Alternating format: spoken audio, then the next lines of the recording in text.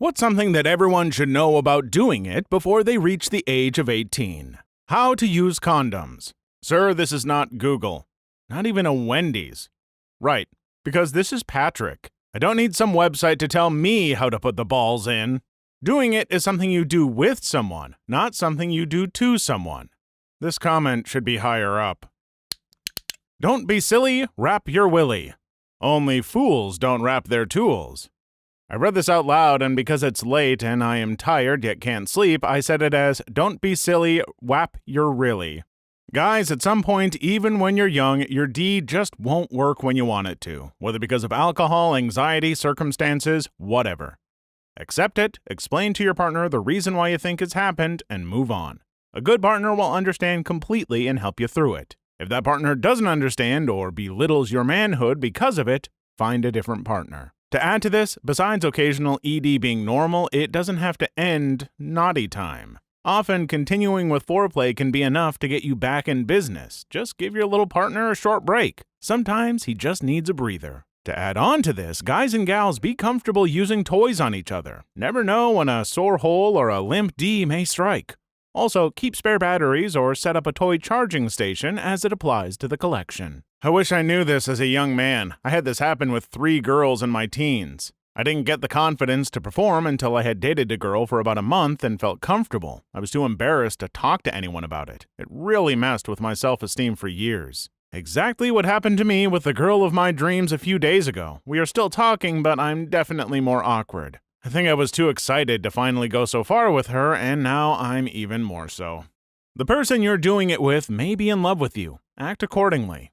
On the flip side, the person you're doing it with may not love you at all. Exercise caution. On that note, don't mislead people just to get some. If not for their feelings, then do the right thing so you don't risk your own reputation. Also, don't tell someone you're in love with them if you're not yet in love. This is wholesome in a way as well as good advice. Thanks.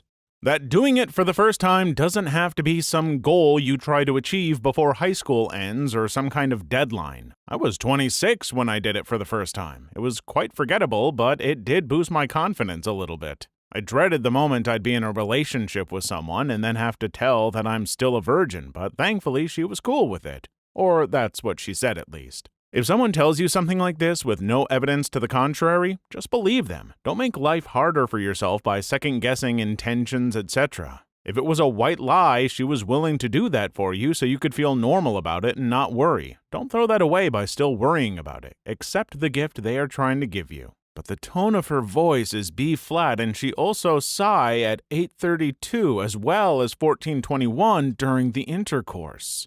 Porn is not an instructional video. How else will I learn how to deal with lemon-stealing W's? Or when your in-laws get stuck in a washing machine? Or worse, when they are stuck under the bed in a hostel? Why does this always seem to happen to people? Don't panic that you aren't having it. It's not all like the movies. Teens aren't banging everywhere all the time. Go at your own speed. I remember reading an article saying that doing it at college follows the 80-20 rule. 80% of it is being done by 20% of the population. That 20% is very visible, but most students aren't going at it like jackrabbits. Doesn't the 80-20 rule apply to like everything? It's such a strange phenomenon to me. Yeah, it's called the Pareto principle. 80% of effects arise from 20% of causes. The 80-20 rule probably applies to 20% of the things, but looks like 80%. I will share what my uncle shared with me. Wrap that rascal and she comes first. The ambiguity in the word shared is making me uncomfortable. Would you mind clarifying? My dad was much older when he had me. His youngest brother was very worldly. He was a Marine and a big reason on why I joined. Ever since I was 10 or so, he took it upon himself to be 100% honest with me about life and how to be a man. When I got to high school, he had to sit down with me about doing it. He counseled me on the truth about men and women. He told me few things that helped me have a great time. The top 2 were what I wrote. Always wear a condom, and if some pretty young thing decides she is going to share herself with you, don't make her regret it. You make sure she comes first, and it will pay dividends tenfold to you. I figured to shrink that down. He was a man of wise knowledge. Some girls take it as a compliment when a man comes quick. It's not as much about having her come first, but more of don't stop 'cause you're finished. You ain't done till she's done. It matters more who you're doing it with than just if you're having it. Yes, and your goal should be to make your partner feel good. That should in turn make you feel great as well. Truest words here. It's the difference between a 5-star dining restaurant and Applebee's. I'd still rather have Applebee's than starve, but there's really no contest in the quality between the two. I'd rather cook for myself than eat at Applebee's, to be honest. You don't have to do it. You don't have to want to do it. You're not leading the other person on for going on a date and not wanting to do it at the end. This applies to both men and women. I needed to read this. I've been turned down by many guys because I wasn't comfortable doing it right away. Hopefully someday I'll find someone who's willing to get to know me first and allow me to be more comfortable. I hope I meet more people who think like you. I'm a guy. Until my mid-20s, I thought I was supposed to sleep with every girl that wanted to. Thinking that doing it is obligatory kind of ruined it for me for a while. I guess when you're young, a lot of what you do is based off what you think is normal. Of all the things I did to just be normal, that's the one that I'd say is the least advisable. What are the other things you did to be normal? Drinking, fighting, drugs, car hopping, being a general piece of crap.